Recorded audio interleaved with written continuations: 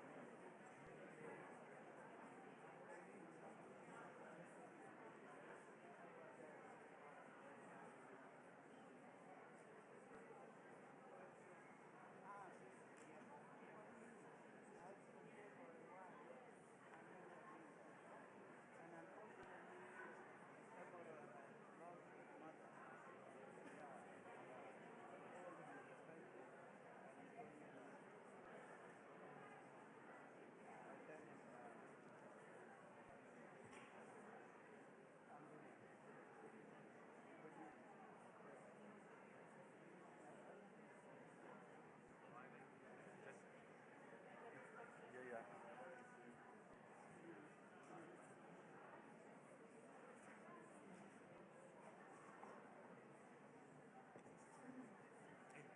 Well done. You look fresh like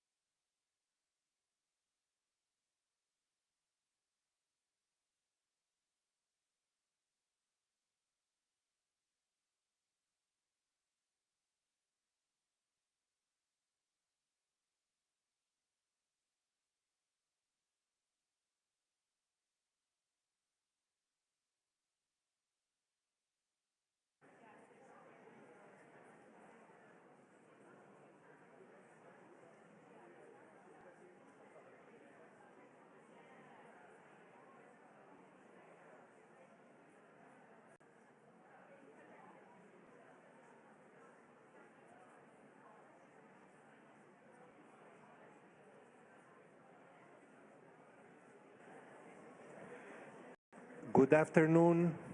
Can I call everybody to order, please, so we can begin promptly?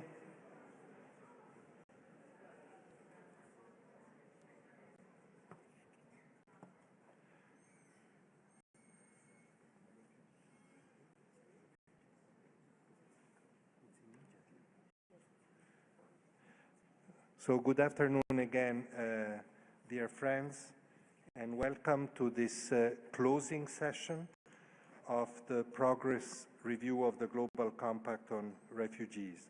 And I am pleased, as a first point, to welcome to the podium Mr. Vincenzo Mascioli, who is the State Secretary for Migration of Switzerland, representing the co-host.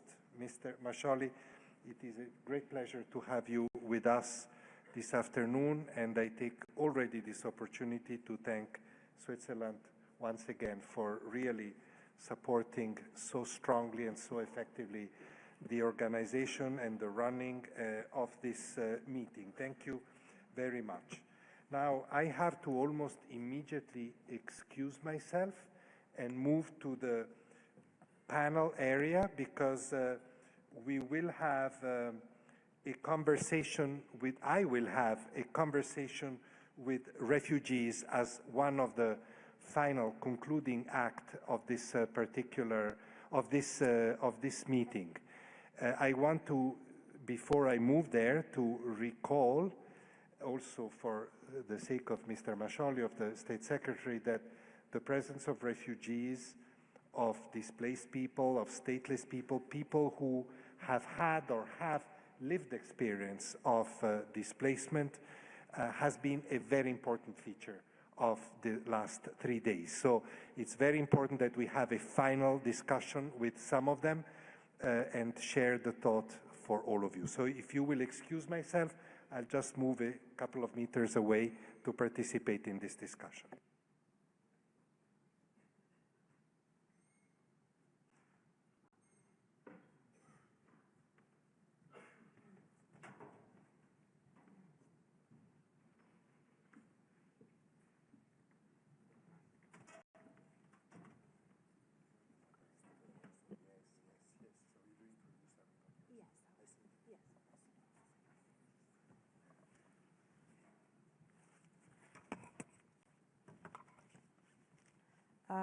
Thank you so much, Excellencies, distinguished guests, ladies and gentlemen.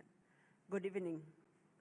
My name is Monica Mali, the advocate lead for TRSN, Tertiary Refugee Student Network, and it's my honor to invite you to this session today. And I'm also honored to invite to our panel the High Commissioner for Refugees, Mr. Filippo Grandi. We acknowledge and are happy for your continued leadership in keeping reminding us of the meaningful participation of stateless people and refugees. And to my right is Ms. Cecile Pango, who is the founder of Women for Action and the co-lead for gender equality and protection on the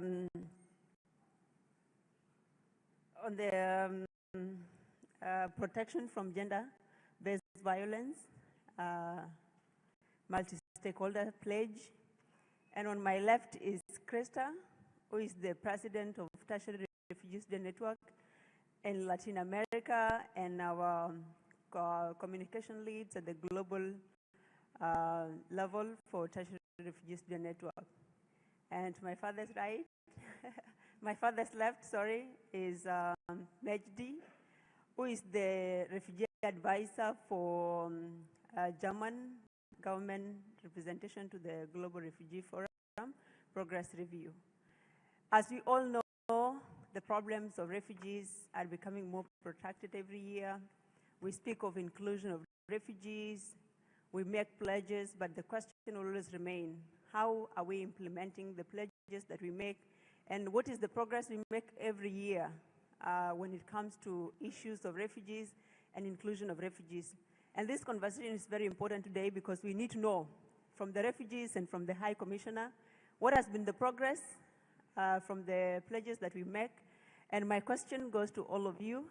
The first question goes to all of you.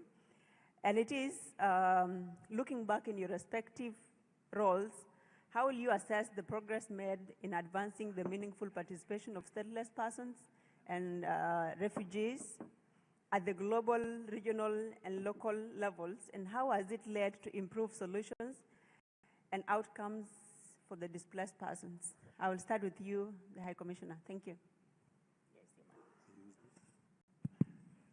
Thank you very much, and thank you all for being here. This is an important conversation. And I would say, and forgive me if some of you have heard me say these things before, but first of all, meaningful participation of refugees. You know, today in my notes I saw MRP. Please don't use this acronym. Meaningful participation is not an acronym. Really, that's a key point. We want to make this very real, not an acronym, right? That's very important. So I think that we have, of course, a long way to go, but and numbers do not tell the whole story.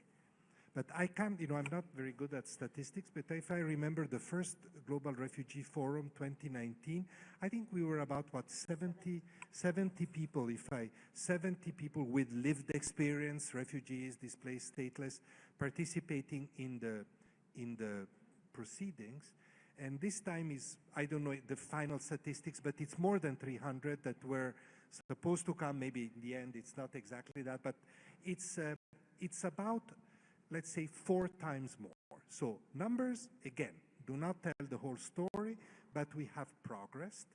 And in all, or maybe almost all the events that we had here, there was some participation. And I think this is important. This is important because it means that that voice is now there and can influence the debates and the discussion. This is the point I wanted to make. I think we need to go further than that, but I think it is a good trajectory. But, and forgive me if I raise a point that I think I even raised at the last Global Refugee Forum at the same meeting, remember, the meaningful participation means that it has to be at all levels. Not just here, which is a great forum for discussion, for advocacy, for new ideas, so very important, but at all levels, all the way to where it matters most, in my opinion, which is at the field level. This is really where it matters. I visit all the time, I have visited all the time refugee situations, and it's very uneven. It's not even. In some places it happens, in some places it's a bit tokenistic. Yeah, let's have a refugee and ask him or her what we should do. And in some places it doesn't happen at all. And this is also sometimes our fault. We, the organizations, are not doing this yet. I think it has improved a lot in the last few years, but it's not yet there. And the final point I want to make is about, like you, Mehdi, you are, Mehdi, right? Mehdi, you are part of the German delegation, and I know that some delegation, Canada and others, have a person with lived experience as part of it. I hope that this practice becomes broader. And sorry, I don't mean to be provocative here, but it would be great, here in our UNHCR world, the refugee world, we have donor countries and host countries, right? Would be great that some refugees would be in host countries delegation as well. I said it the other night at the RC event, and I think it's very important because this is really where it is the most important, at the field level, represented also in the host country. I know it's complicated, very political in some places. Let's call a spade, but I'm sure that there will be some host countries hopefully reflecting on it going forward.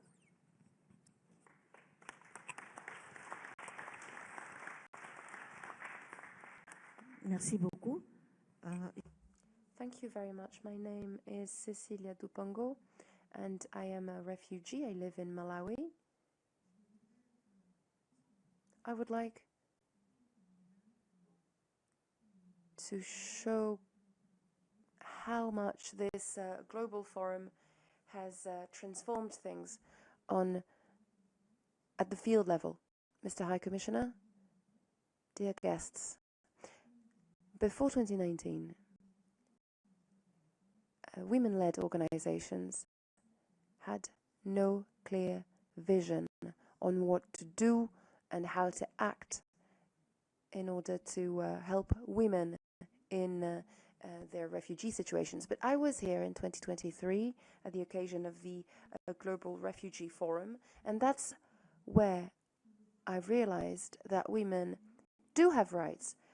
We can do something, we can act, but we need to be diplomatic about the way that we negotiate these rights. When I went back to my country in Malawi, I brought back these demands, and I explained to women around me that we needed to actually negotiate. We needed to learn from people who know how to do this, and we needed to train in this matter. And that's how we got more information, we got trained so that we got ready to actually negotiate. And this is how, in Malawi, over 25 women-led organizations were fully funded.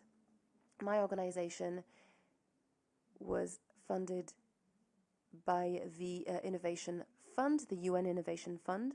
We've started working together with women to empower them. And all of these women,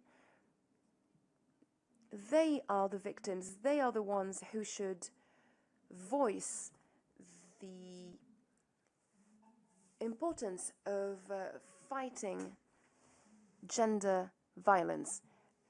And women are now participating in these conversations because we've called them, we've invited them, and we've given them some space for this.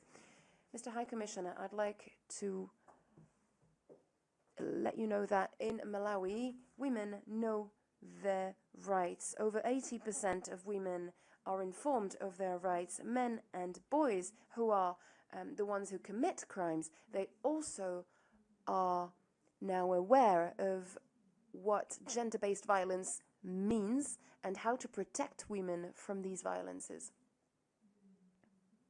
I believe that the Global Refugee Forum is a great opportunity to share knowledge and information. And this is not only done by us or organizations, this is also your work, Mr. High Commissioner, your work for over 10 years. And thanks to this dedication, we get great results. Thank you very much.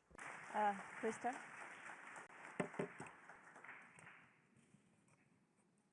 Thank you. It is a pleasure for me to be here today representing the refugee community from Latin America. And out of respect for the community I'm representing, I will be speaking in my mother tongue. So please, I kindly invite you to put on the headphones again and connect to the translation. In Latin America, we have taken huge strides. We have opened up spaces and we have gained the legitimacy for the voices that we represent. I wanted to share with you 3 specific examples of my region. Firstly, I'd like to speak about a youth network which was built together with the refugees, statelessness persons and displaced persons. With that space, we wanted to provide them with a secure space. We wanted to allow them to use that platform to engage with institutions, with stakeholders, to gain impact. Carlos is a mechanism we have as well, which is present in all Latin America and the Caribbean. It's made up of 150 RLOs,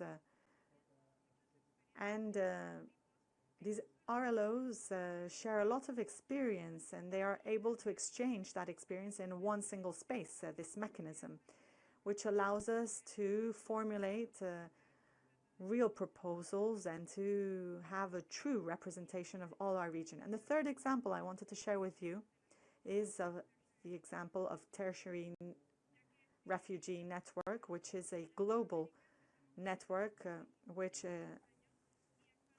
started off in Latin America 3 years ago. We are currently present in Ecuador and Colombia, and together we are working to gain influence in the field of education, as that is the approach we want to follow, to influence in the field of education, to open up channels of education for refugees. Only 7% of refugees in Latin America have been able to follow studies at a university level. Before this network, only 1% of refugees were able to do so. Cartagena Plus 40 is a declaration which gave voice to youth refugees and which served to reinforce protection for them. We celebrated the 40th anniversary of the Declaration of Cartagena a few months ago. For the first time, refugees sat at the table, were able to provide opinions, to provide solutions. We were part and parcel of that event. And precisely in the Declaration of Chile, or in virtue of the Declaration of Chile, we carried out regional consultations to include the voices of young refugees. We have worked in favor of all these sorts of mechanisms to give us more representation and to have a more structured representation in our region. Thank you.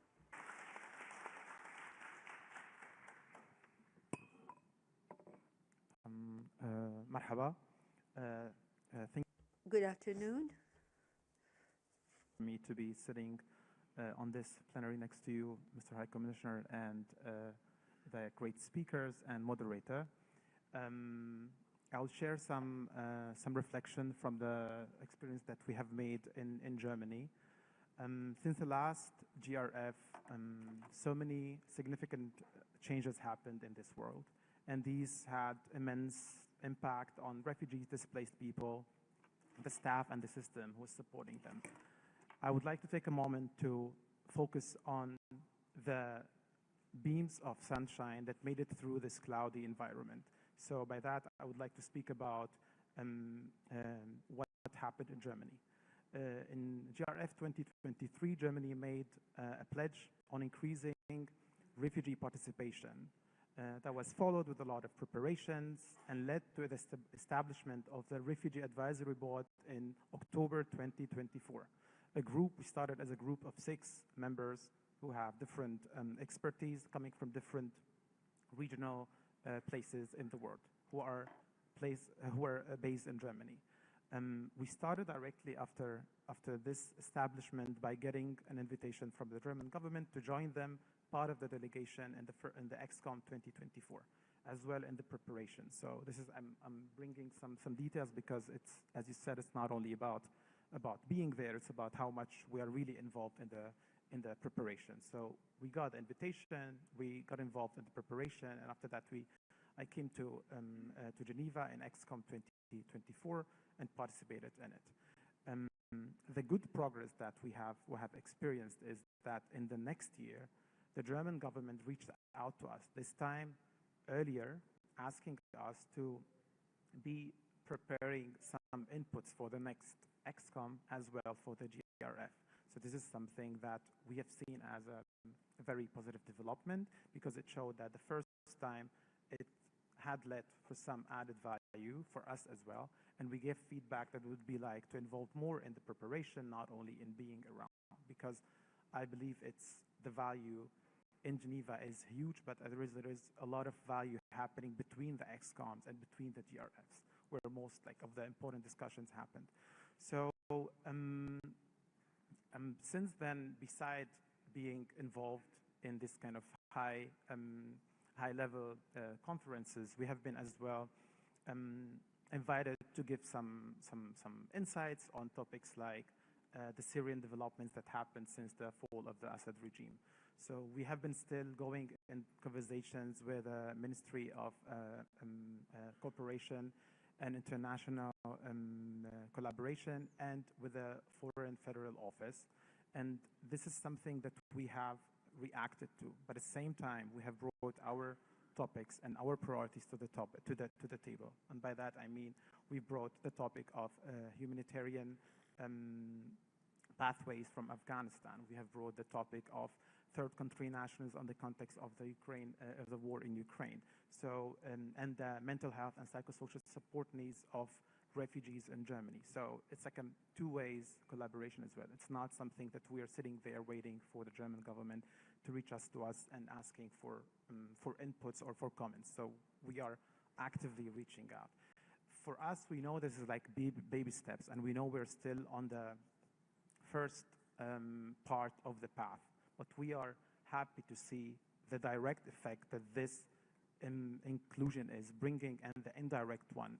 I think Mr. High Commissioner brought attention that this would have an effect on other countries, hopefully, that they would see how this refugee participation could look like and what kind of added value it brings to the table.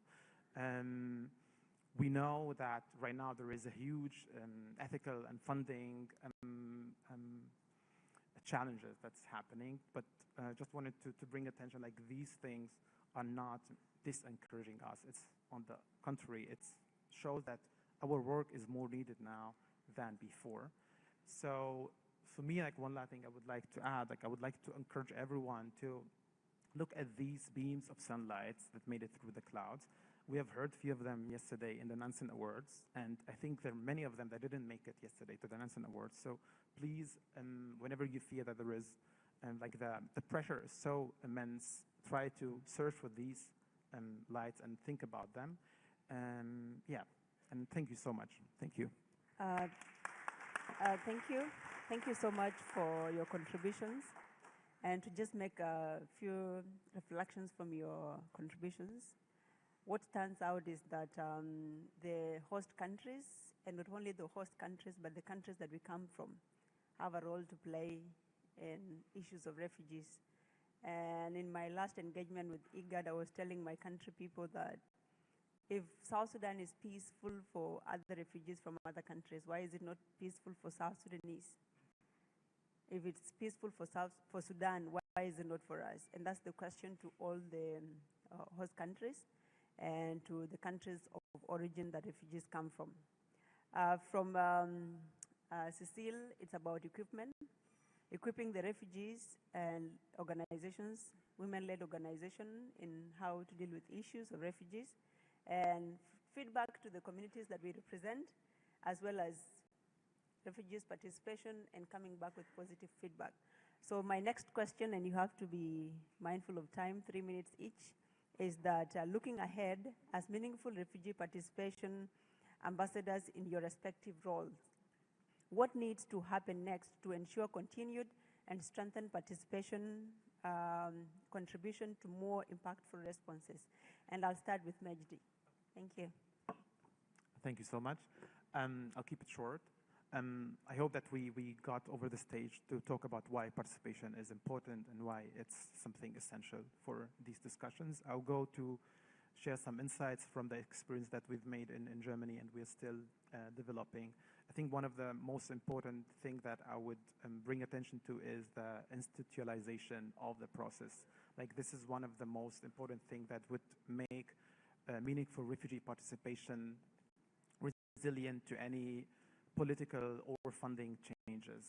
Otherwise, it's always going to be affected by what's going on, and it will make it optional or not always possible to happen. So I invite everyone to invest in finding mechanism to make refugee participation institutionalized. The other thing that I would like to bring attention to is to think about refugee participation as a long-term partnership. It's not something that you can build within a few days or within a few months, and it's not something that you want to have for a few months or a few like for 1 year. It's something that goes over years, and especially if we're talking about building trust between governmental and non-governmental bodies, and in this case would be most of the time there is the refugee representative, and on the other side there is the governmental bodies. And I think, as you all know here, these kind of relationships need a lot of trust, need a lot of time to build a strong basis that will serve later as an establishment for this partnership. One more thing I would like to bring attention to, and I think you've mentioned it already in the beginning, which is about that it's great to see the participation happening in Geneva. And I think it's super important that participation is also happening on different places and in different formats. And by this, I mean in hosting countries, in countries of origin, on the transit, like participation could have different formats. And I think what we experience here is a great example, but it's still one of the different and several sorts of participation. There is one more thing I would like to speak about, which is think about participation as a way to answer many of the questions that we are having right now. All the talks we have about efficiency and effectiveness and localization and self-reliance. For me personally, I see that part of the answer is always related to meaningful refugee participation. So it's something that that I think would be logical to think about these two topics as a one. And I'll finish here because I'm seeing some looks at me. Thank you so much.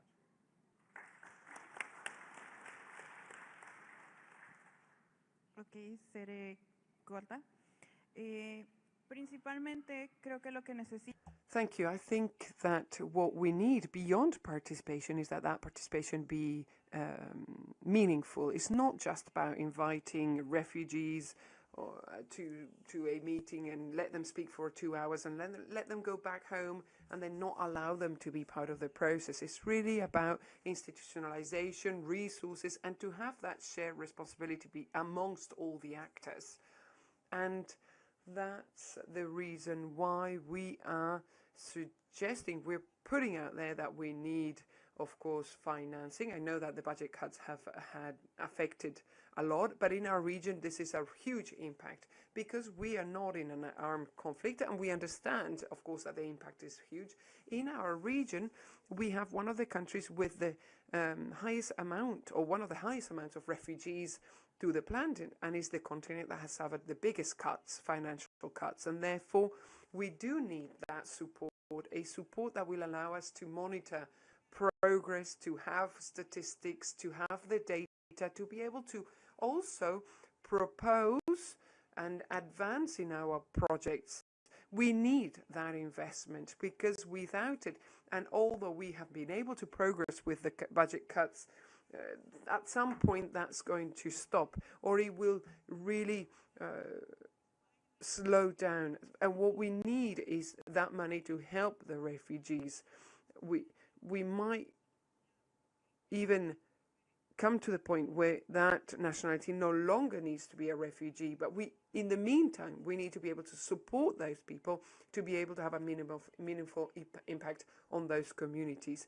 And another thing is to make sure that doors do open to different spaces, to different mechanisms, that we open doors to NGOs, to work with governments, with agencies, to make sure that everybody works together to bring that support, and that the support is not coming only for one day, one event, 1 week, but that we truly have a good participation that has a real impact, that we don't just use it to speak nicely, to say nice words, no, so that we can really allow for that contribution. It's not just for this subject. The people who really will know how to solve things are the people who are going through those experiences. They are the ones who really want to find a solution. They are the ones who really want to contribute. And therefore, what we are doing is to calling upon everyone to come and join us, and not just as a region or a community, as the world, because the world needs that unification, needs that union for everybody. Thank you.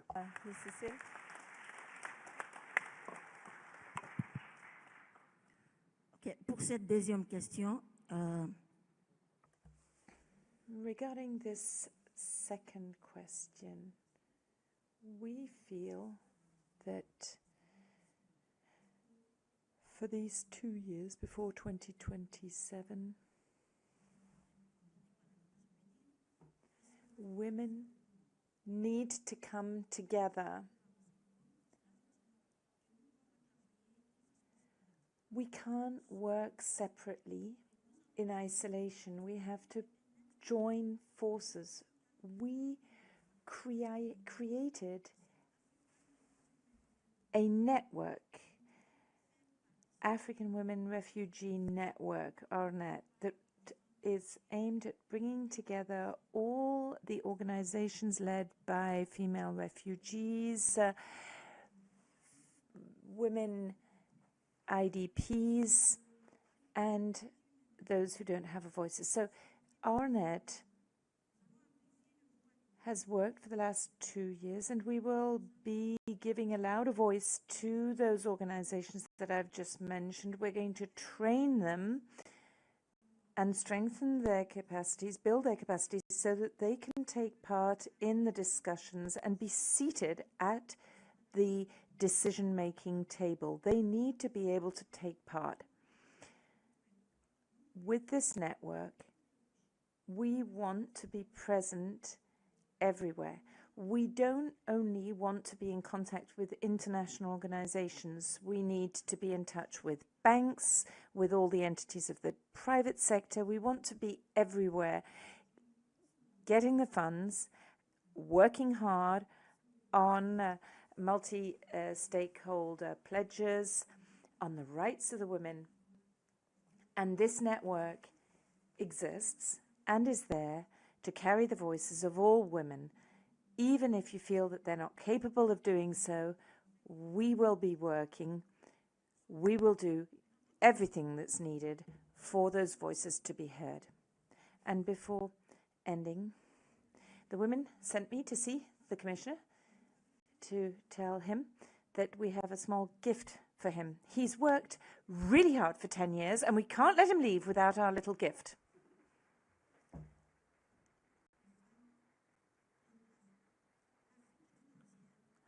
The women and Africa send you this gift. And we and they would like you to wear this symbol, similar to mine, so that we can stand up and support those who have funds. You're here.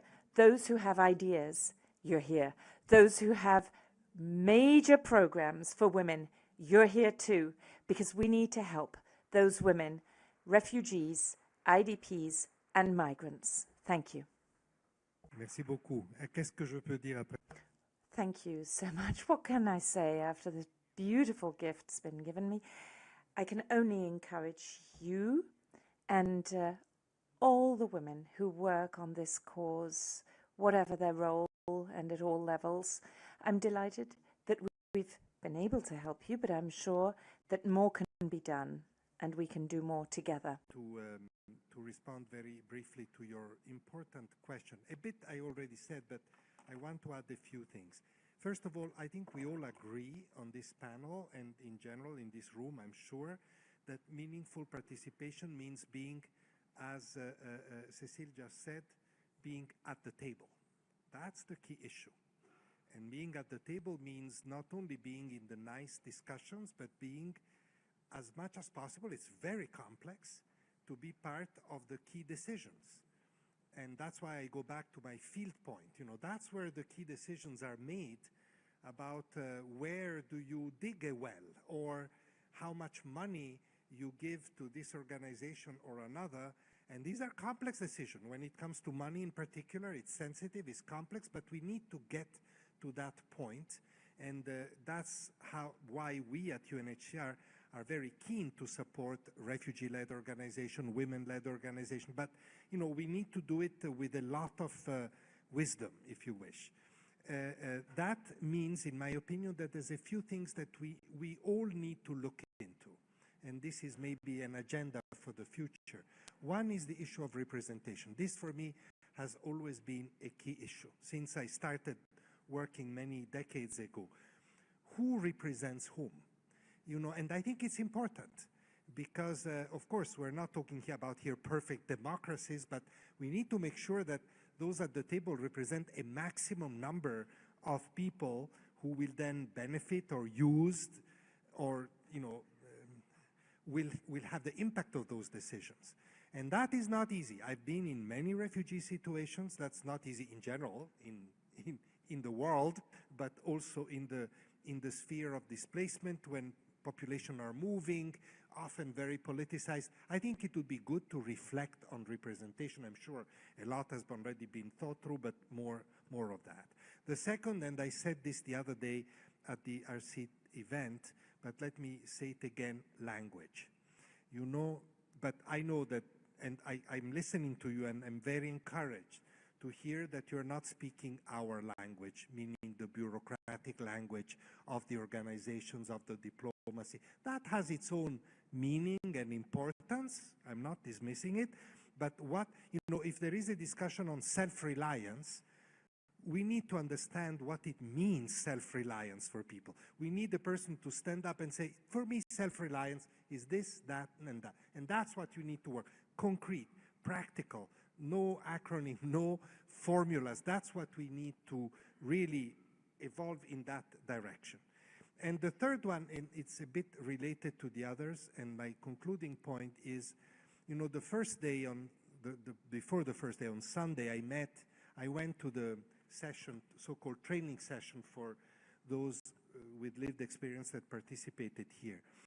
And I said, you have a difficult task, maybe like all of us, but you in particular, because you have, on the one hand, you have to be politically savvy. These meetings are very political. So you have to be aware of the politics and be smart in the way you navigate through that. But then you have to be very direct, and in a way, I'm asking you, be diplomatic and also not be diplomatic. You have to be both. The faith-based organizations, especially the Christian ones, will recognize this, but many of you will know that there is biblical advice, which I often quote, that you have to be as wise as doves, like the peace birds, and as smart as snakes. You have to be both a dove and a snake in order to be effective. And I think that you, representing displaced communities, stateless communities, really, you are. I know many of you, you are. But use that double approach, because you will need both to be effective in pursuing, in furthering this such important issue as meaningful participation. Thank you very much. Thank you so much. And before I go to my last question, which will just be one sentence to wrap up your contribution to this panel, is that advocacy for all the refugees or representative of refugees is very expensive, because you have seen me sitting next to the High Commissioner, and when I go back to the refugee camp, to where I come from, they know that I have a direct access to him. So that if there's a problem happening, I can just take my phone and call him. Yes. And in the next 2 days, 10 days is a lot, I'll find a solution to all our problems. And that's why, apart from the representation we make here, we also have to look at feedback. How do we tell the people we represent? And that has to come with facilitation, because as Monica, coming from Kenya as a refugee and other refugees here, we might be less than 10. But how do we get feedback to people we represent the same way to all the refugees here today? And it has to go beyond participation. It has to be facilitating me to give them feedback, like I've been saying. So my last question to all of you today in one sentence will be, in one sentence only, what can you personally pledge to do over the next 2 years leading to the Global Refugee Forum in 2027? And for me, it will be peace. Being an ambassador for peace, because peace is the first solution to displacement. And now to you, Ms. Cecile, what is this one sentence that you will say? Merci beaucoup. Thank you. I have one sentence. Let us stand up, support refugee women, support organizations created by women refugees if we want gender-based violence to end. Thank you.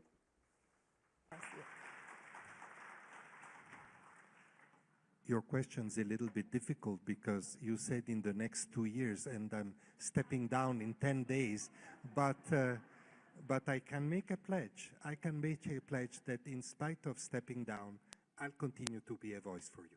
Thank you so much. And that,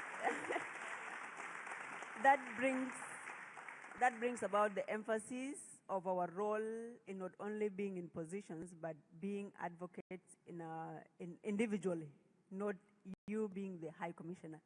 Thank you.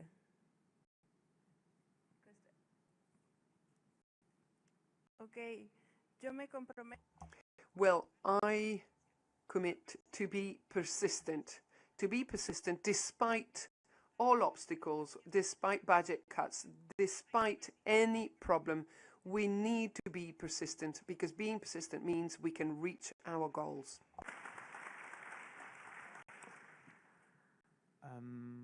Thank you for the question. For me, my pledge is built on an experience that I built on my personal and my work experience, which had brought me to learn what it means to lose control over one's life. So my pledge is keep supporting refugees, displaced and stateless people in regaining autonomy and gaining their self-reliance. This is what I will be working on for the next 2 years, and I'll be happy to reflect on it on the next GRF. Thank you so much. And thank you so much. And our call out, since you don't have the chance to contribute to this panel as the audience, we are calling you out to further the conversation as you go back to your respective countries and your respective homes. The peace begins with you, and every other change that we want to see is an individual choice. Thank you so much, and have a good evening.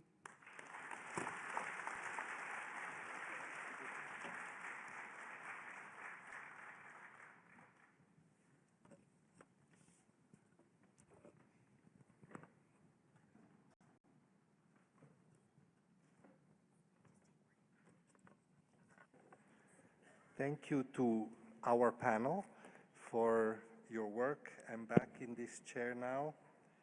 And one second. The next session, before we go to the actual closing, is a very important one. We will hear from a number of important partners that will offer some closing reflections. And the partners come from what in the compact is called the whole of society, from different stakeholders that have all contributed very effectively to the discussions of the last 3 days. So I will call on the speakers one by one and invite them to go to the podium and deliver remarks. We are a little bit tight of time. If I could ask all of you to respect the 5 minutes maximum time, it would be very much appreciated. And let me start with sport. That has been such an important theme here and before, and ask my good friend Thomas Bach, Honorary President of the International Olympic Committee and Chair of the Olympic Refuge Foundation, to take the floor. Thomas, you have the floor.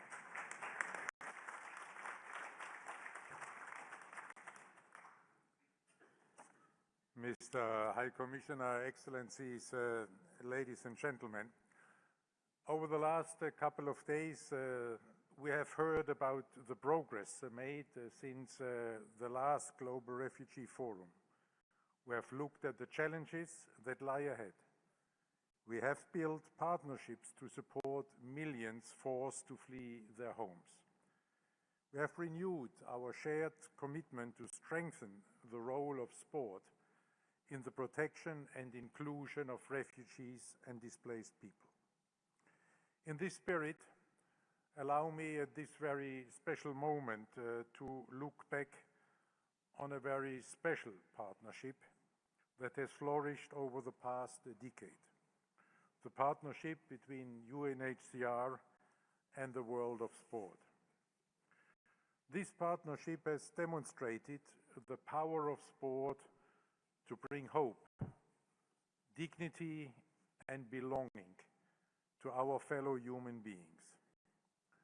It was 10 years ago, at the end of 2015, when I announced at the United Nations General Assembly the intention of the IOC to create a refugee Olympic team. What I did not anticipate at the time was the scope and practical implications that this decision would have. Soon I realized that without the support of UNHCR, it could be too ambitious to turn this project into reality. Therefore, as soon as Filippo Grandi was confirmed as the new High Commissioner in early 2016, I reached out to him, being pretty nervous because I did not know him and was afraid that he would call me off with this crazy idea. But the more so, I was then heartened afterwards by his immediate and enthusiastic support. And thanks to his support, 10 refugee athletes from Ethiopia, South Sudan, Syria, and the Democratic Republic of Congo competed at the Olympic Games Rio 2016 as the first ever Olympic refugee team. Having no national team to belong to, no flag to march behind, no anthem to be played, and no home to call their own, we welcomed them with the Olympic flag and the Olympic anthem. We gave them a home in the Olympic Village. Our message was clear. You are our fellow human beings, and you are an enrichment to our Olympic community. This moment, which touched so many hearts over all the world, showed us that the Olympic values of peace, respect, and solidarity bring hope to millions of refugees around the world. Building on this success, we wanted to go further, supporting not just a few athletes, but the many young people affected by displacement everywhere. This is why in 2017 we created the Olympic Refuge Foundation to deepen and expand the support of the Olympic movement for refugees through sport, and again in close cooperation with UNHCR and my friend Filippo Grandi as our vice chair. Since then, more than 925,000 young people affected by displacement have gained access to safe sport through the support or contribution of the foundation, strengthening mental health, fostering inclusion, and building brighter futures.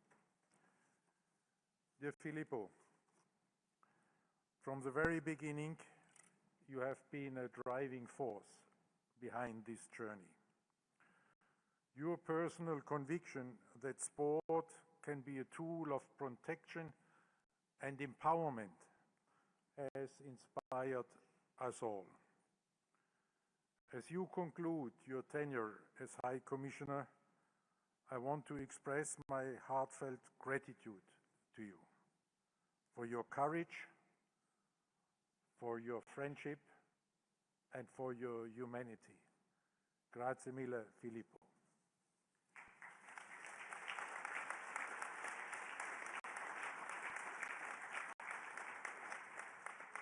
Today, we are also looking forward to continuing this strong cooperation with your successor as High Commissioner. Guided by our vision of a society where everyone belongs through sport, and in answer to the question what our pledge will be for the next 2 years until the next forum, we will widen our focus. We will strengthen our support for refugees around the world, And we will, on top of all the actions which we have started since 17, take on new perspectives. And one example for this is the new partnership between our Olympic Refuge Foundation and the Mayors Migration Council. As announced earlier this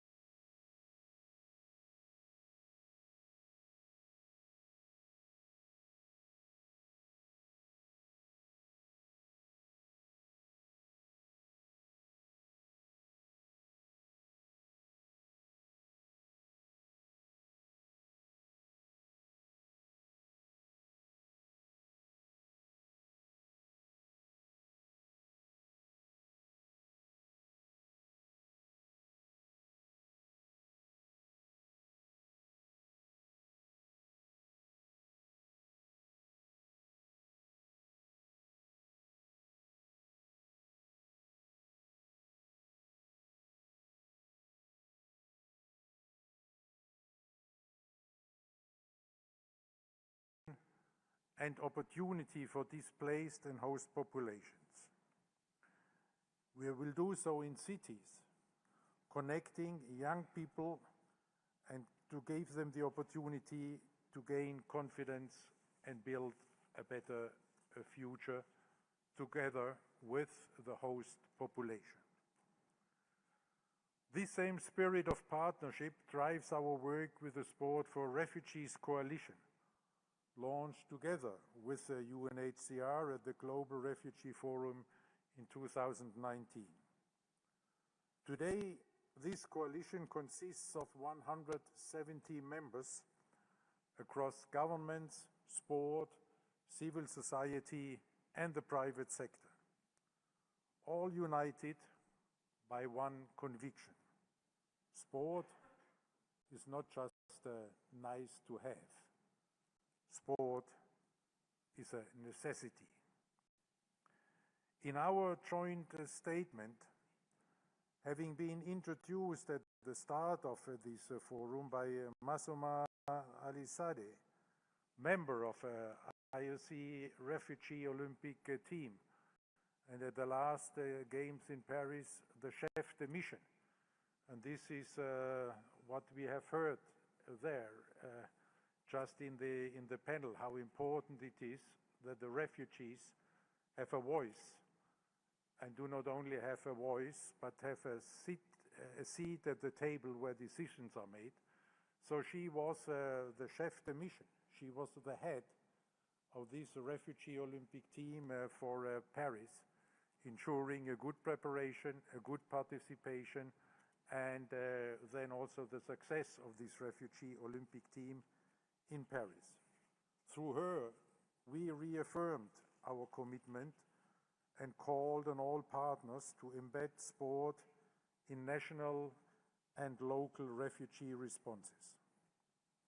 It is my sincere hope that we will heed this call and ensuring that the transformative power of sport reaches every person forced to flee their homes.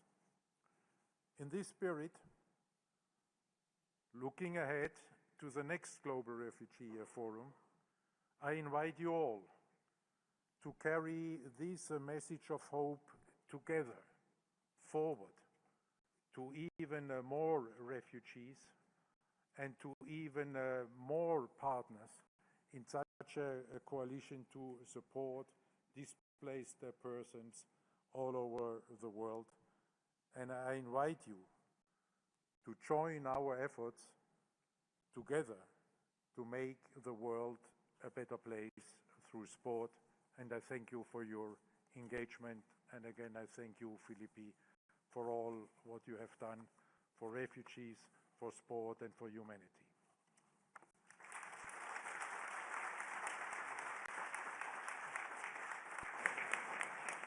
I thank the Honorary President of the International Olympic Committee, Thomas Bach. Thank you, Thomas, for your very wise and kind words as well. And I call to the podium, in representation of Faith Leadership, Professor Jaya Krishna Kumar, who is a board member of the Dharma Alliance. You have the floor.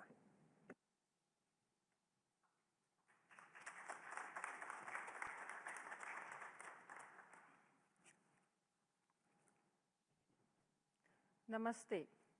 Excellencies, High Commissioner Mr. Grandi, distinguished colleagues and dear friends. It's a profound honor to address this plenary on behalf of Dharma Alliance. We do so with humility and gratitude, recognizing that this is the first time an alliance rooted in some of the world's most ancient living traditions, together representing more than 2 billion people, has been invited to speak in this forum. We thank the UNHCR for recognizing that refugee protection requires not only sound policies, but also moral grounding drawn from the world's civilizational wisdom. Dharma offers a lens that moves beyond the majority-minority binary, which often underlies forced displacement, and instead focuses on the principles that govern conflict and coexistence. We warmly acknowledge the UNHCR Multi-Religious Council as an ongoing initiative reflecting UNHCR's commitment to sustained engagement with faith and belief actors. Dharma Alliance is honored to contribute through the inclusion of one of our members on the Council and sees this as an opportunity for continued collaboration in service of displaced communities. Dharma Alliance is a global, non-sectarian platform bringing together voices from dharmic and indigenous traditions to offer ethical perspectives on contemporary challenges. Our work is rooted not in theology, but in civilizational ethics, principles of responsibility, coexistence, human dignity, and interdependence that have guided societies for millennia. The dharmic traditions, Buddhist, Hindu, Jain, and Sikh, are among the world's oldest continuously lived ethical systems. Alongside them, indigenous worldviews emphasize relational responsibility to community, to the natural world, and to future generations. Together, these traditions remind us that displacement is not only a legal or humanitarian issue, it is a moral test of societies. Dharma refers to an enduring moral order and way of life grounded in duties and shared universal values. Here are some key values that are especially relevant for today's theme. Oneness of existence and interconnectedness. That is, the well-being of one is inseparable from the well-being of all. Compassion, karuna, and generosity, dana, caring and sharing, particularly emphasized in Buddhist and Hindu traditions. Hospitality, atithi devo bhava, the guest is God, teaches us to welcome those who seek refuge by not only giving food or shelter, but also showing them ways to rebuild their lives with dignity. Service, selfless service, that is Kainkaryam in Vaishnavism and Seva in Sikhism, is integral to the way of being.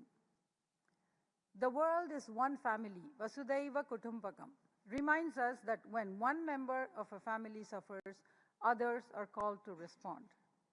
Thus, caring for those in need is foundational in dharmic traditions. Dharma also emphasizes responsibility. Refugees are moral agents called to respect the laws of host societies, live peacefully, and contribute positively to communal life, strengthening the interdependent social fabric. Dharma also applies to societies of origin. Displacement cannot only be addressed at its end point. Societies and leaders have a duty to ensure dignity, inclusion, and shared progress so that people are not forced to flee. States and policies, however essential, can only go so far. Faith networks, civil society, educators, and local leaders form the moral and social fabric that makes peaceful coexistence possible. Initiatives such as the UNHCR Multi-Religious Council embody this understanding. To conclude, Dharma Alliance offers 3 reflections. First, it's important to rebalance rights with duties, reflecting our mutual interdependence. Second, whole of society engagement is indispensable. Third, one should draw upon civilizational ethics, dharmic, indigenous, and others that articulate universal principles of shared humanity and interdependence beyond belief or doctrine. Thank you.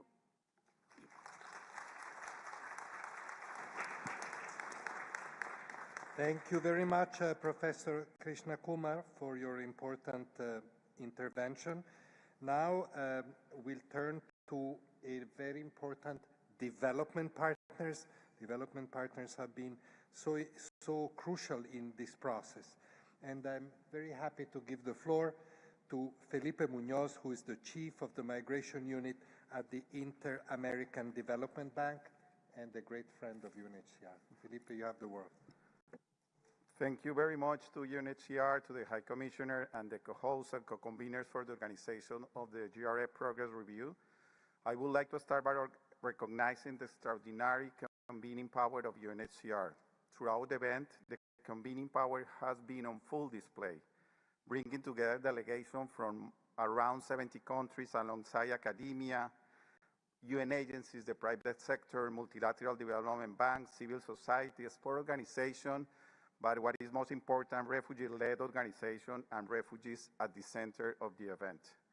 Having participated in several global refugee forums over the years, we can see how the context is changing. The number of forcibly displaced people continue to rise. The number of returnees is growing.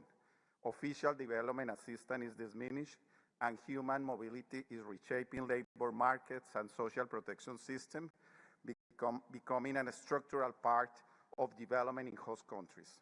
In this context, multilateral development banks as development actors are already supporting host countries and working with partners such as UNHCR, among others, to advance in sustainable and durable responses. In that regard, I would highlight 3 main contributions of the Inter-American Development Bank, especially critical in this new phase. First one, we will provide flexible funding throughout cross-cutting initiatives that address both immediate and long-term needs, including institutional strengthening. For example, the Board of Governors of the Inter-American Development Bank authorized the migration unit to use around $175 million in the last year to non-reimbursable resources from its grant facility to leverage investment loans in the countries of Latin America, but also we had invested resources from some generous donors. Second, we can generate and share knowledge on what works and what does not. From integration to financing and social cohesion, putting this lesson into practice is especially critical in a context of limited resources.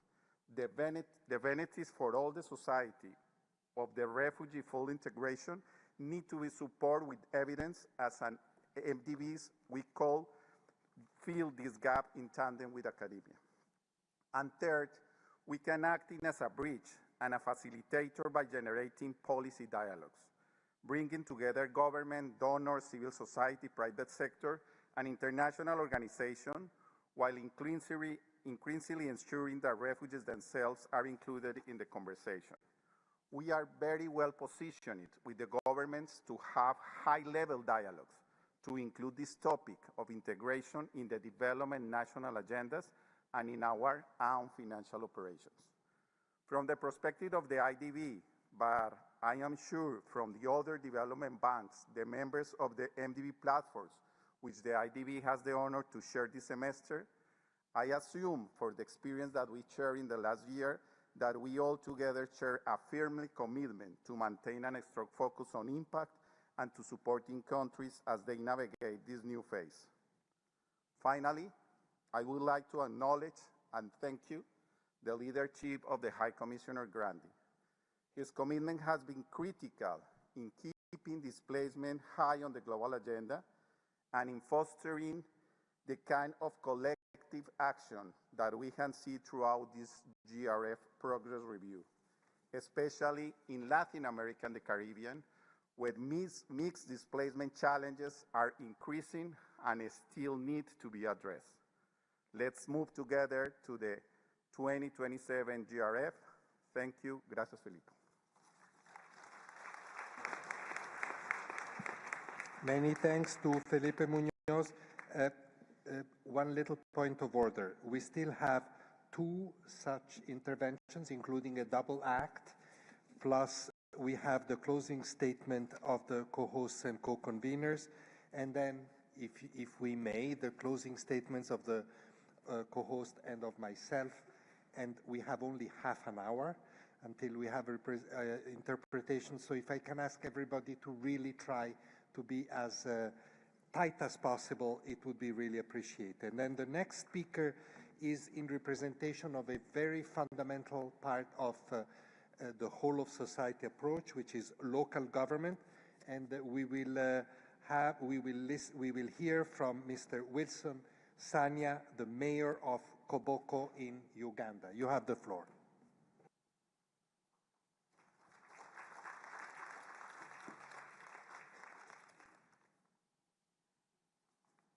Thank you very much.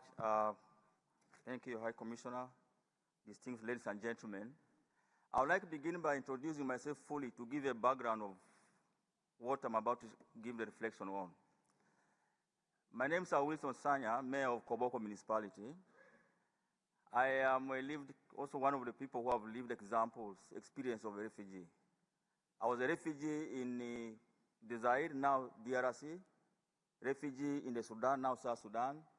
Today I come to Geneva to speak to you as a mayor of Koboko Municipality, a small municipality in Uganda that is hosting 25,000 self-settled refugees. And that is one of the challenges of my life, where I have to make a decision between serving politics and serving humanity.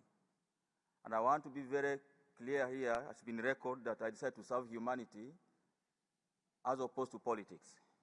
And Koboko today is one of the most inclusive, integrated local governments you can think about in Uganda, probably even in Africa or in the world. But as I give my reflections, it's based on this background. Refugees are an opportunity.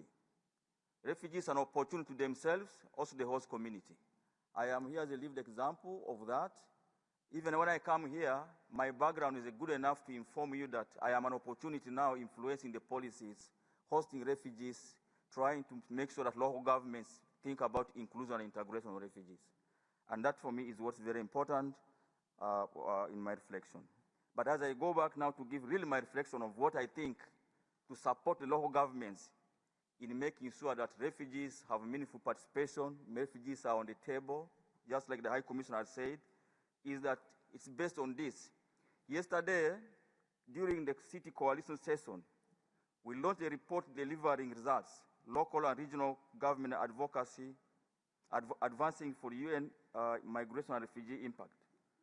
Now, the evidence are very clear. Local pledges consistently strengthen whole of society and whole of government approaches by bringing civil society, refugee-led organizations, communities in the decision-making process. Now, what do we want as mayors? And in this case, my reflection is going to be based on what we, the mayors, think. The mayors want to be actors as opposed to players. We want to be actors but not partners. Cities are not delivering arms of national or international policies. We are actors in the management of migration and displacement. Acting means being able to decide, plan, and invest for the long term. Allow me this time to especially thank these following donors who have helped us to make mayors active actors in the management of inclusion, especially in my city of Koboko municipality. I want to thank the European Union, the Mayors Migration Council, the SDC, VNG International for supporting us with the data, JICA, UNHCR, ACAV, UN Habitat and World Bank in this. I would also like to thank the city and regional networks and partner organizations for backing us up. In this case, I am thinking about UCLG and IGAD. The second thing that we want is direct funding for the mayors, if we are to keep all these people on the table. I would like to specifically thank Cities Alliance through the Sustainable Urban Integration of Displaced and Affected Community Program for recognizing and placing mayors at the center of implementation, with substantive grants combined with training and technical assistance to build municipal capacity. Local solutions only work when resources reach the local level directly. With the right technical support, cities can also strengthen community-based organization, refugee-led organization, to make sure that the right people get the right solutions. This is how inclusion becomes operational, not theoretical. The third thing that we want is data. Data for us and data by us. Cities need reliable, disaggregated urban data on all residents, including self-reliant refugees. Data produced by cities for cities is essential for planning, accountability, advocacy, and investment. Without data, inclusion remains invisible. With the data, it becomes a policy. Number 4, we want cities to move from recipient to being active players. Cities have a responsibility to mobilize on-source revenue and also develop bankable investable projects. International funding should not replace local efforts. It should enable and accelerate it. And the closing call is this: cities are ready. We have shown that when cities are trusted, financed, empowered, they deliver for refugees, for host communities, for the national and global agenda. The next phase must be about scaling what works, deepen direct support to cities, and ensuring that local leaders remain at the heart of global displacement response. Thank you very much. Thank you very much, Mayor Sanya, and I'm very sorry to put a little pressure, but we have a time management issue here.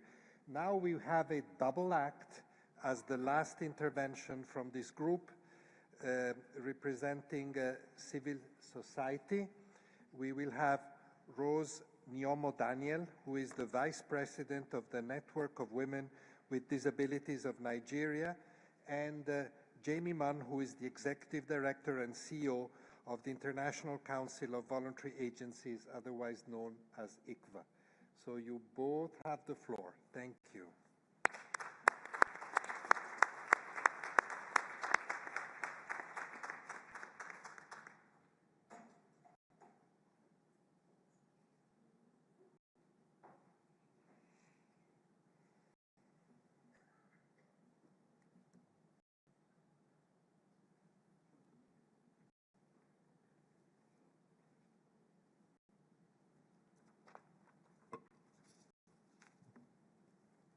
Dear United Nations High Commissioner for Refugees, distinguished guests, partners, and esteemed colleagues, as we bring the Global Refugees Forum Progress Review 2025 to a close, we would like to take this moment to thank the High Commissioner, Filippo Grandi. My name is Rose Nyomo Daniel, the Vice President of the Network of Women with Disabilities, a network of over 100 women-led organizations of persons with disabilities, including refugee-led ones, with a head office in Abuja, Nigeria, and members from across African countries. On behalf of all the local civil society actors, NGOs, women-led organizations, persons with disabilities, and the refugees-led organizations, I would like to extend my sincerest gratitude to you, Mr. High Commissioner, for the unwavering dedication to advancing the cause of refugees worldwide over the last 10 years. Your tireless efforts have been instrumental in shaping support provided to displaced and stateless persons around the globe. Over the past 10 years, it is your commitment to collaboration, partnership, and solidarity that has brought us this far. You have given hope and a more dignified future to millions of stateless and forcibly displaced persons, including those with disabilities, especially women and girls. We wish to express our deepest appreciation to UNHCR for their numerous humanitarian interventions. Your work is truly making a difference in the lives of those who need it the most. As we conclude this forum, we feel inspired to take concrete steps to implement pledges made under the Global Compact on Refugees towards creating a brighter future for refugees around the world.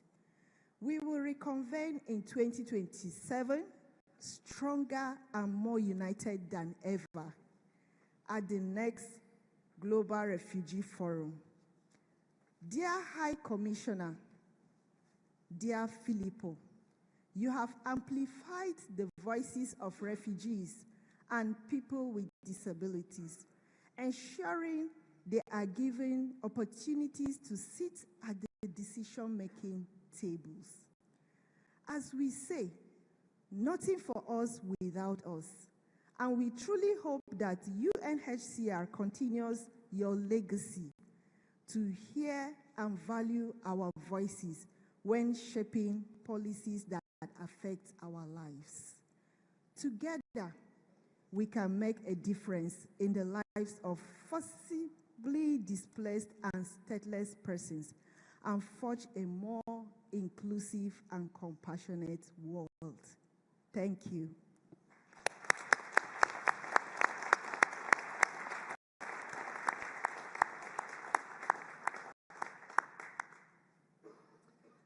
High Commissioner, Your Excellencies, colleagues and friends, I normally would not read out a speech, but in order to keep to time, I promise I will do so today. As we bring this progress review to a close, I want to offer a few reflections, not as a summary of what we've been speaking of for the last 3 days, but as a reminder of why this space and these partnerships matter. The Global Compact for Refugees was never meant to be a document that sits on a shelf. It was meant to be lived in policies, in partnerships, but most importantly, in the daily realities of refugees and host communities around this world. The discussions over the past 3 days have shown both how far we have come, but yet still how much further we have yet to go. From ICFA's perspective, representing nearly 200 NGOs, from refugee-led organizations, to women's-led national bodies, to national NGOs and international NGOs. One message has been consistent. Progress happens when partnerships are real, when power is shared, and when voices closest to displacement shape the decisions, not just inform them. That's why partnership between ICFA, our members, and UNHCR has been so important. It has allowed NGOs to move beyond consultation stage towards genuine dialogue and, at times, constructive challenges. High Commissioner Filippo, much of this space did not appear by accident. It exists because leadership matters. Throughout your tenure, you have consistently elevated the voices of NGOs, including those organizations that are led by refugees, forcibly displaced, and stateless people. not as an add-on, but as an essential pillar of effective and principled refugee positions and purposes. You have understood that coordination, accountability, and solutions are stronger when civil society is trusted, when they are listened to, and when they are allowed to lead. You have also reminded us, often in some very difficult moments, that protection is not abstract, that solidarity is a choice, and that dignity must remain at the center of our work, even when the politics becomes harder and the resources more constrained. On behalf of our network, I want to thank you for your leadership as High Commissioner and for your partnership with us as an institution and us as individuals, for the openness and candor and the respect that you have shown NGOs, not just here in representation halls in Geneva, but as you have traveled the globe. You have reminded us that multilateralism works best when it's grounded in humanity, and you are a true representation of that. So, as a small token of appreciation, I would like to present you with a gift from our network. It's a symbol of shared journeys, of strong partnerships, and the many stories that we have yet to continue to write together. So with great thank you.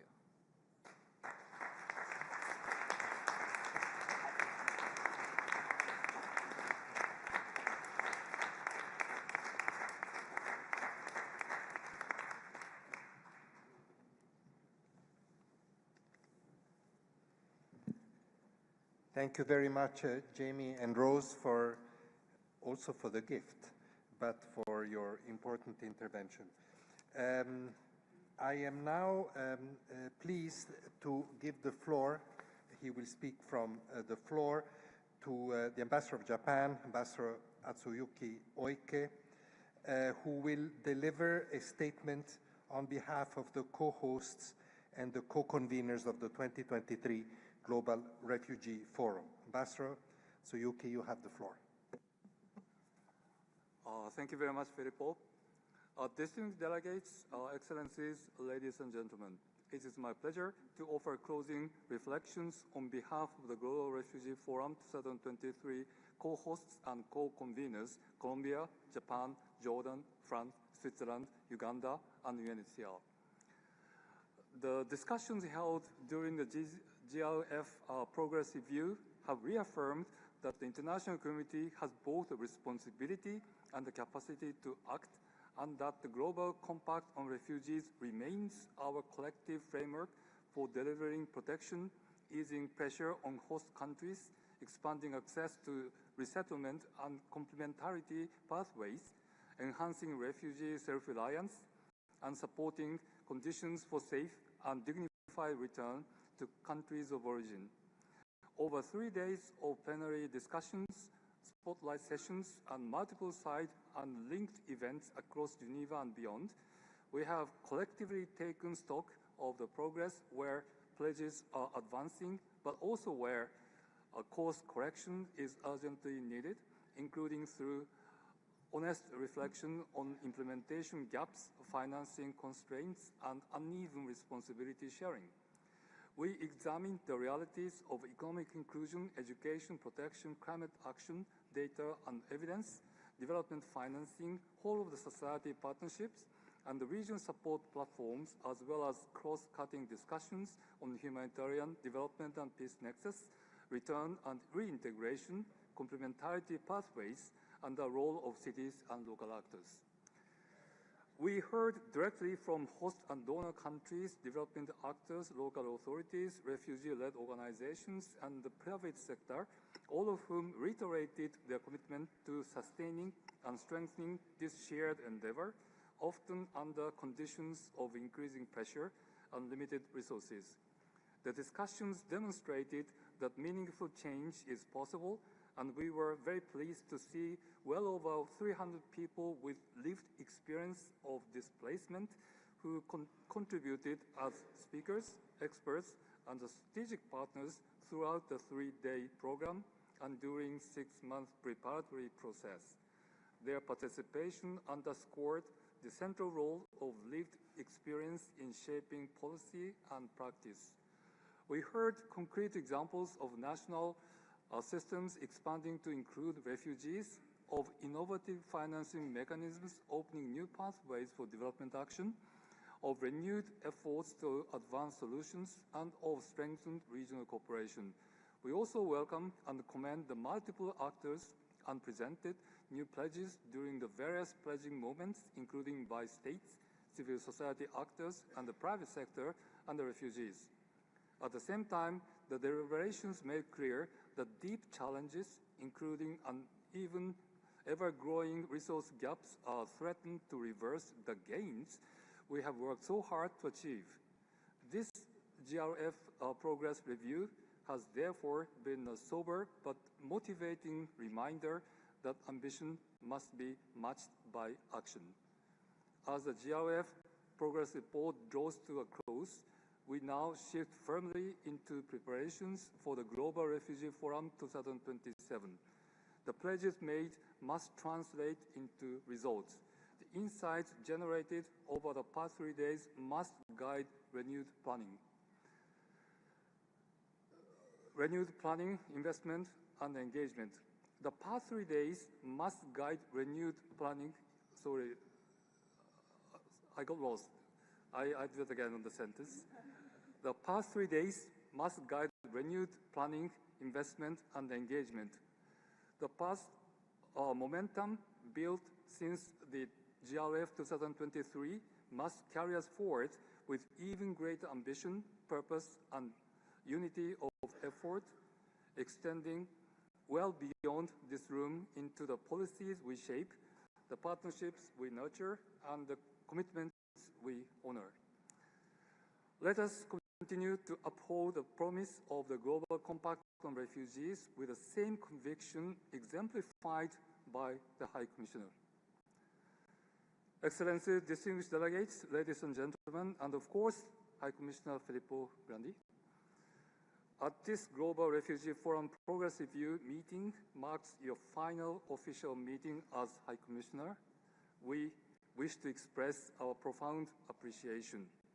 Throughout your tenure, you have championed the Global Compact on Refugees with unwavering conviction, reminding the world that protection, dignity, and solidarity are not optional, but essential responsibilities of our shared humanity. You have been a powerful voice to the inspiring resilience of refugees and the unsparing hospitality of host countries. You have steered UNHCR with remarkable calm, clarity, and compassion through moments of global division, conflict, and financial crisis. And of course, your legacy is embedded into the evolution of the GRF process itself, helping shape a form of multilateralism that is practical, solution-oriented, and anchored in solidarity.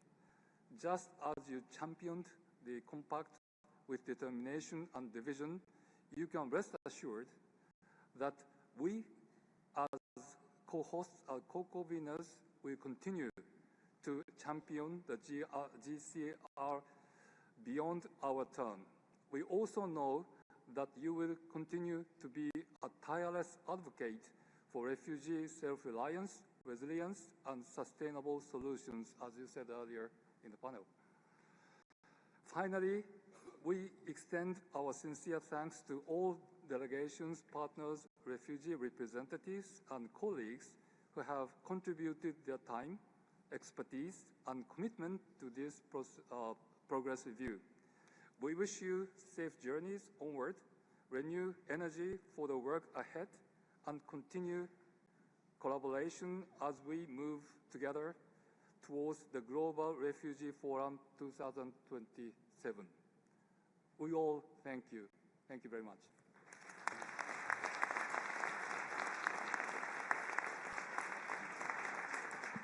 Thank you very much, Ambassador. Thank you, Atsuyuki, for this, for your statement. I want to, we are really running a bit late. I want to thank the interpreters for having agreed to stretch a bit their usual time, and I really personally appreciate that. I think we should give them an applause.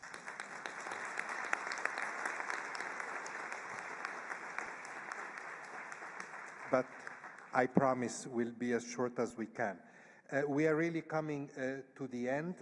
It's now my pleasure to ask my co-host, Mr. Vincenzo Mascioli, State Secretary for Migration of Switzerland, to make his concluding remark. Vous avez la parole.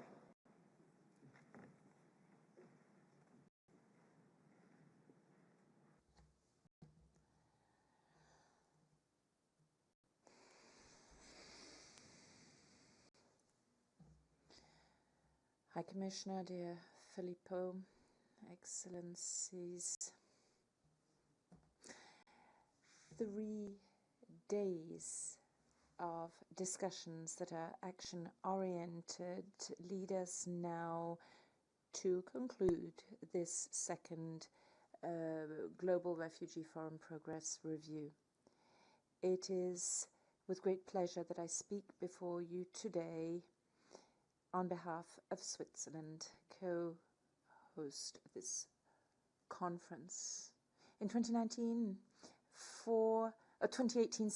the Global Compact set 4 fundamental objectives aimed at transforming the way we respond to the needs of refugees, to the challenges, clearly, but also to the opportunities that their arrival means. Today, these objectives remain as relevant as ever. They have become more urgent in the face of the many crises and the growing number of displaced or stateless people around the world. The first goal of the Compact places host countries at the center. Over the last few days, we've heard a variety of approaches offering concrete ways to strengthen their capacities. Let us continue this momentum. Let us share the solutions that work, the solutions that innovate and transform. For host countries to be able to offer dignified protection, we must strengthen our asylum systems. This is how we'll ensure the necessary capacities to support those who depend on them. And let us never forget that these people are at the very heart of our joint commitment. Another fundamental priority of the Compact is promoting refugees' autonomy. Over the last few days, we have seen that there is a will to go further in integrating refugees into labour markets, social systems and education systems.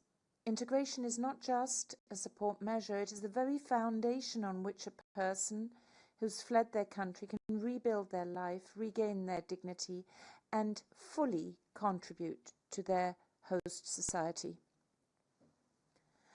I am particularly pleased with the progress made in Switzerland in the field of integration. In Switzerland, we are convinced that integration should not be in the capital, but in the communes, the villages, the cantons, the regions, and that's why I'm so happy that a representative of a Swiss canton is part of our delegation. The field of integration is also linked to the participation of refugees. I'm delighted to note that the Swiss delegation, like many others here, includes refugees, and that Switzerland is committed to enabling more than 100 other refugees to take part. I therefore particularly welcome the contributions that refugees have made to the discussions at this conference, and I thank them for their commitment. Their participation is enriching, but it is also indispensable. The implementation of the third objective of the Compact, dedicated to access to complementary pathways, takes us to the heart of an essential tool to reach the most vulnerable. Resettlement has long been a key pillar of this commitment, and yet Over the last few years, many states, including Switzerland, have had to temporarily suspend admissions due to the exceptional pressure on their asylum systems. I'm therefore delighted that Switzerland has been able to reactivate its resettlement program this year. Lastly, the Compact commits us to creating conditions in the countries of origin that allow for safe, dignified and sustainable returns.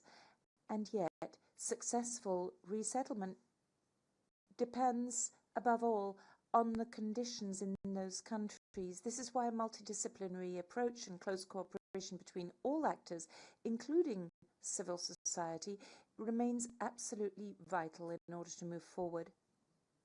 The challenges are great, promoting equal opportunities for women and girls, effectively coordinating humanitarian assistance, development cooperation, peace promotion and migration policies, but also environmental protection and climate action. Ladies and gentlemen, as this year draws to a close, we find ourselves at a turning point. The success of this conference must not obscure the fact that the multilateral system has just gone through one of the most serious crises in its recent history. The last few months have clearly shown us that we can no longer continue as we did before. The role of international players must be rethought. This means strengthening the division of responsibilities within the United Nations. This requires measures that are ambitious as well as ambitious reforms, and these reforms need to be part of a more comprehensive approach, such as the one currently underway with UNHCR and the humanitarian reset. As a member state and host country, Switzerland supports these reform processes. At the same time, we must ensure that measures presented as short-term savings are not implemented without a comprehensive and cautious assessment of their impact. With International Geneva, we've created an ecosystem which, thanks to its density, contributes on a daily basis to the effectiveness of the entire multilateral system. We absolutely must avoid any fragmentation of the system, which would only further weaken multilateral cooperation. And there's another turning point that awaits us with the departure of High Commissioner Filippo Grandi. Dear Filippo, I too would like to thank you very warmly for your commitment, your empathy, your optimism, your spirit, your enthusiasm,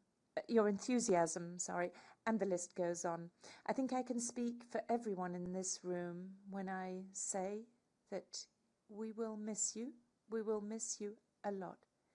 And I have to admit, personally, that it is very difficult to imagine that you will no longer be at the head of the UNHCR. Thank you so much, Filippo.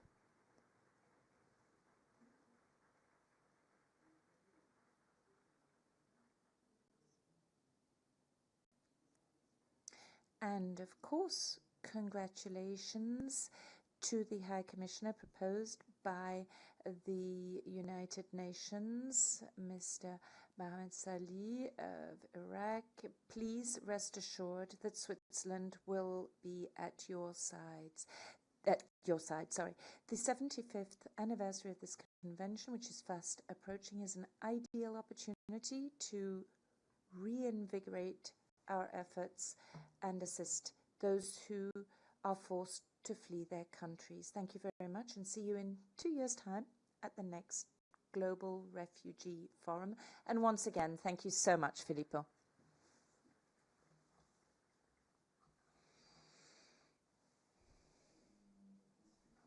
To the podium to give my own final remarks.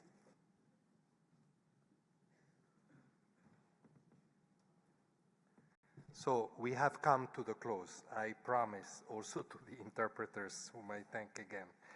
And I want to thank everybody for, once again, for these very intense 3 days. You know, this is now the 4th time we meet in the GRF, in the Global Refugee Forum format. 2 GRF, 2 progress review. So I think it's becoming really a solid, important, as was mentioned by many of the speakers, opportunity to really float ideas, discuss frankly on issues that are quite complicated. And this is, as I said at the first GRF in 2019, this is the most important refugee forum in the world. And I'm very, very proud that we are part of organizing it, and I want to thank all of you for these 3 powerful days. I want to just very, very informally, I'm not reading from a prepared speech, but I want to share a few reflections on the big themes that have gone across the discussions. 3 or 4 big themes. The first is really, and I'm very happy, I think it's the most important of all, it's I heard, and my colleagues heard loud and clear, a commitment to the international protection of refugees. This is the most important. And a commitment to the institution and right to seek asylum. I cannot think of a more important aspect of the discussions, because conflicts and human rights violations continue to be the driver of displacement, the main drivers of displacement. I must say that I was quite shocked to hear one delegation here today say that the Rohingya refugees fled because of poverty and the pull factor of resettlement.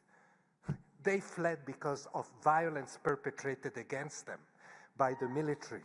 And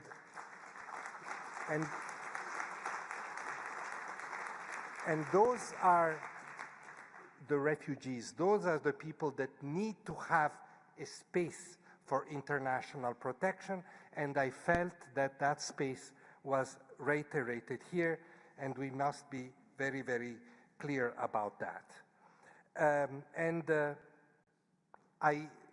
I must say that it was important to hear this reiterated by states. This is very important. They're the main actors in international protection. But we know very well, many of you, and I thank those states that reiterated this commitment, but we know that the risks of erosion of refugee protection exist. So we do need very much everybody's smart support for refugee protection. We need it from the faith-based actors, as we heard. We need it from the civil society organizations. We need it from refugees, refugee-led organizations, former refugees, people with lived experience. From all angles, we have to build this advocacy, and I heard this here, and I thank you for that. Because if the 1951 Convention is a state instrument, the institution of asylum belongs to everybody. And it is up to all of us to defend and to protect it together. And I insist that this action of protection needs to be smart, cannot be simply statements and reiteration of principles that we all agree with. It has to be smart, taking into account the extreme complexities of today's forced displacement and population movements. And this has been very much discussed also in the debate on asylum. I think we should not be afraid of innovative tools in dealing with forced displacement, as long as we continue to defend the basic principles. I've said it many times, I've been asked by the journalists today, the principles remain, the tools evolve. This is why we have the Global Compact on Refugees. Another big theme I want to spend a couple of minutes on is sustainability. This was a theme running across all discussions, not least because of the catastrophic financial situation that all the aid sector find itself in.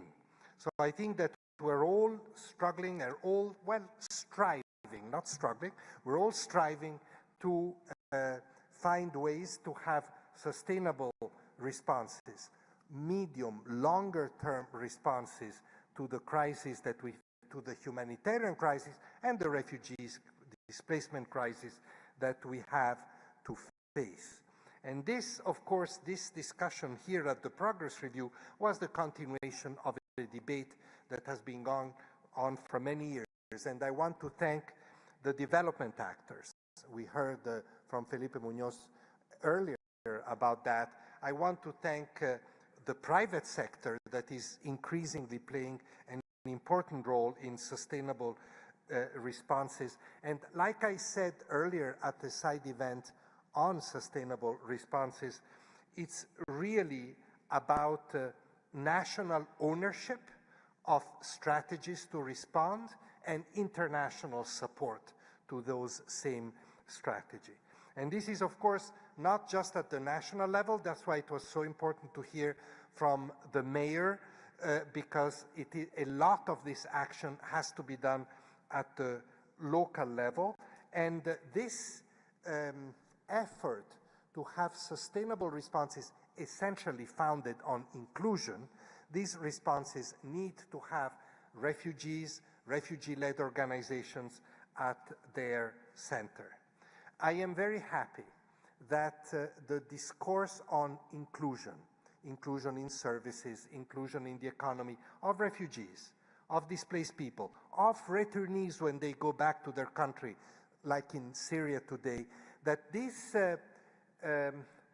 theme of inclusion is becoming much more mainstream. If I have to think back to the 10 years during which I've been in this job and think of one main area of progress, is the progress on inclusion. That is not to say that we have won the battle. We haven't yet.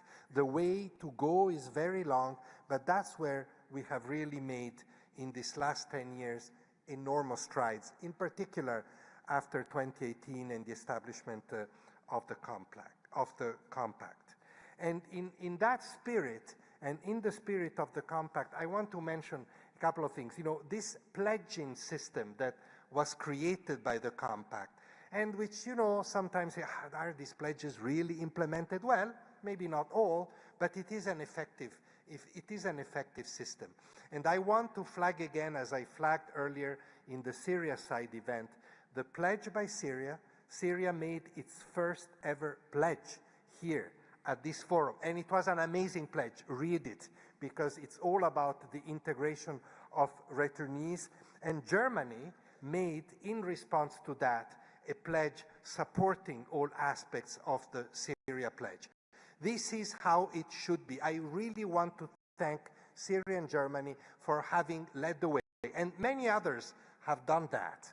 I'm not suggesting, but that one, in my opinion, was particularly symbolic of the current situation, because it encapsulates the spirit of the Global Refugee Forum and of the Global Compact on Refugees in terms of, you know, this much mentioned approach, responsibility sharing, burden sharing. So please carry on. This is really should be the main focus going forward towards the 2027 third GRF.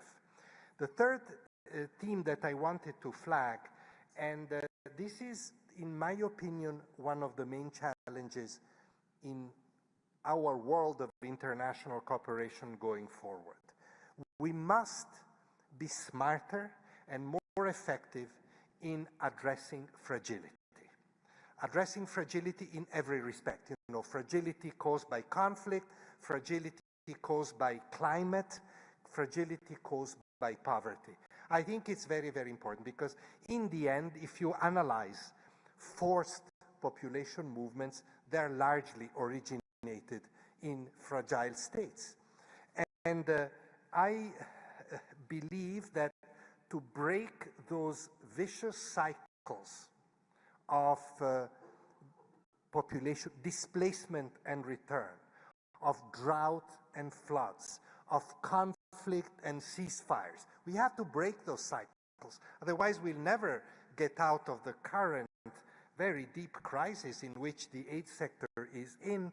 We really need to look more seriously at how to invest in responding to fragility. This is difficult because development, sorry, I'm not an expert, but I think I can say this after so many years, development is not designed to address fragility. Is designed largely to address more stable situations. That is also important. But if we don't address fragility, we will have more and more countries and regions sliding into fragility and less opportunities for real development. And this is really very important. You know, I'm thinking, of course, of countries in conflict, like Sudan. This is perhaps the most difficult category of fragility countries. I'm thinking, however, of countries that have emerged from conflict, but not completely, like South Sudan, like Somalia, like Burundi. And I'm thinking of countries that are maybe more advanced in the way of stability, like Syria, for example. All of them, however, still have fragility element that requires investment, and that investment, among many other things, will anchor people and will give stability and reduce forced displacement. There are, of course, many other highlights that I could flag, but there's too many and we don't have time. I am told by my colleagues that have counted, there are at least 30 new pledges, including, like in the case of Syria, some new pledgers.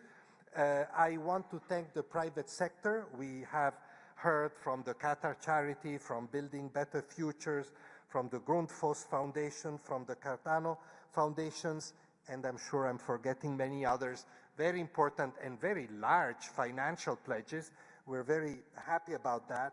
And like I said the other night at an event for our private sector partners, what I'm really pleased about is that it's not just the philanthropic aspect, it's the partnership with the private sector in many important areas that is growing and is becoming mainstream. Of course, the funding challenges have been a theme running throughout these discussions, and many of you, and unfortunately this was necessary, reminded us of the terrible impact that this incredibly abrupt but very, very deep funding cuts have created, the hardship that they have created around the world. Nobody should tell us that those funding cuts have not caused loss of lives. They have already caused loss of lives, and I hope that all those who can address this with resources will reflect into the new year how we can turn around and, with everybody's efforts, efficiency on one side, generosity on the other, really address this important situation. I have to say something, and I heard this over and over again, and I can reconfirm this on behalf of our organization. It's been a very difficult year, especially from the financial point of view. And we did take this brutal and direct hit.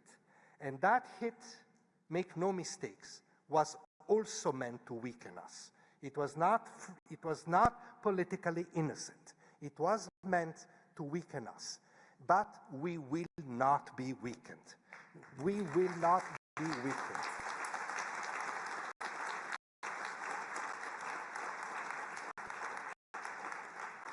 And this determination, I can tell you, is very strong in UNHCR, in my organization. But having heard carefully all of you for the past 3 days, I know that we're all together in this determination to stand up and continue to do our work, that it is not just a work delivering aid, it is a work about justice justice, about rights, about protection, and this is what we cannot weaken. We saw it for those of you who were last night at the Nansen ceremony. I am so happy that the committee, the Nansen committee, decided to award, I said it last night already, so bear with me, but to give the global award to a community leader in Cameroon who convinced, underline convinced, his community to keep the door open for refugees coming from the Central African Republic when the Central African Republic was in the midst of a crisis. I think this is really an example to the world. And I will conclude with a few personal notes. I want, first of all, to thank all those, and there have been overwhelmingly many that have addressed to me personally some kind words. Thank you very much. Allow me to share these words with all my colleagues at UNHCR, with our partners, and all the refugees and displaced and stateless people we work with. They deserve those words more than me. And I want to also, go back a little bit beyond the 10 years of UNHCR, the 42 years of my humanitarian engagement, and single out in particular my time at UNRWA. I was very happy to host, yesterday we were very happy to host the Commissioner General of UNRWA, Philippe Lazzarini, who spoke very clearly and very strongly for this podium. So I want to use this opportunity, my last public speech as High Commissioner for Refugees, to also send our thoughts to our UNRWA colleagues, our thoughts to the families of the colleagues who have been killed in Gaza during the past years, together with thousands of other Palestinians, but also a word of encouragement that what they are doing, they've been my organization for 9 years, what they're doing is extremely valuable and need the support of all of you. Palestinian refugees are part of the global refugee community and refugee family, and I want here to really share a thought for them and share with you my hope for peace, for Gaza, for the West Bank, and for Israel.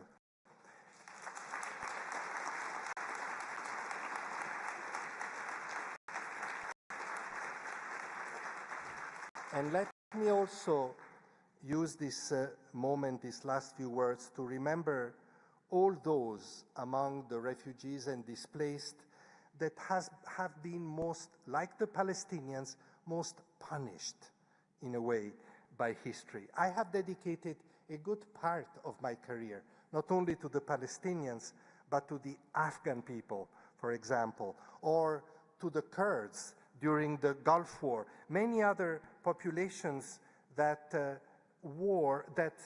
history has marginalized.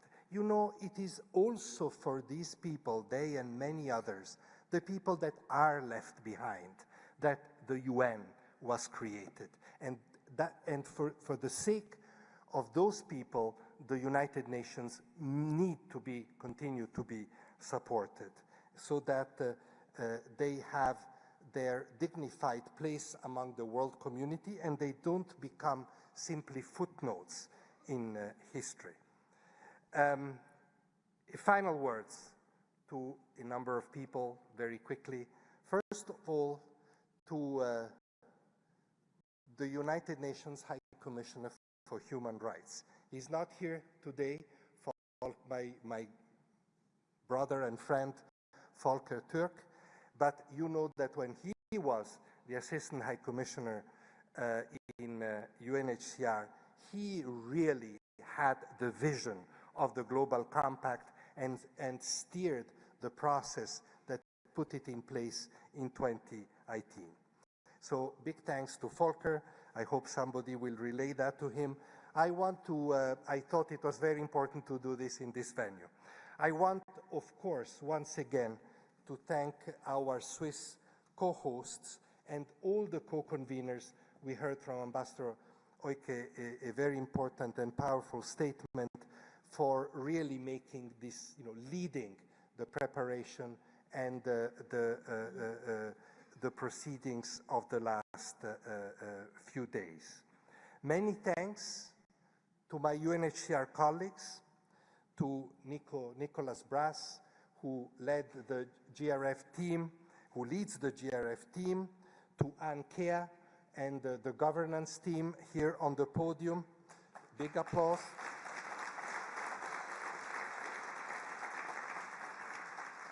And all colleagues from UNHCR, from other agencies, from permanent missions, from other organizations who really supported in ways big and small, including the interpreters, the technicians, the CICG staff.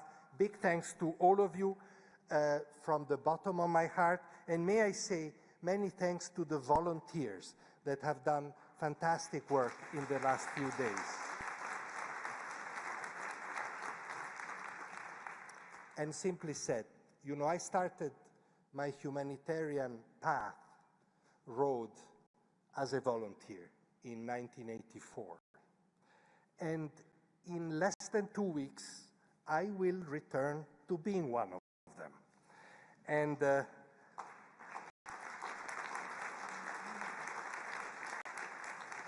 my message to the volunteers, but in fact, to all of you, whatever you do, whoever you are, don't underestimate the power that you have to change things for the better and to make life more hopeful for millions together.